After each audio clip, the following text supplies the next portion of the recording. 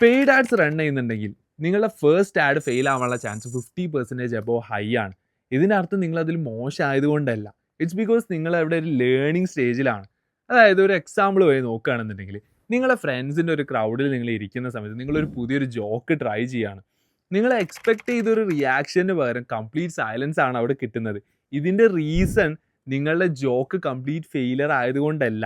നിങ്ങൾ അവിടെ പ്രസൻറ്റ് ചെയ്ത സമയത്ത് മൾട്ടിപ്പിൾ ഫാക്ടേഴ്സ് കൊണ്ട് അത് ഫെയിൽ ആവാം. ഫോർ എക്സാമ്പിൾ നിങ്ങൾ ട്രൈ ചെയ്ത ക്രൗഡ് റോങ് ആയതുകൊണ്ടാവാം, അല്ലെങ്കിൽ നിങ്ങളുടെ ടൈമിങ്ങിൻ്റെ ഒരു ഇഷ്യൂ വന്നതാവാം, അല്ലെങ്കിൽ നിങ്ങളുടെ ടോൺ ഫ്ലാറ്റ് ആയ പോലെ ഫീൽ ആവും.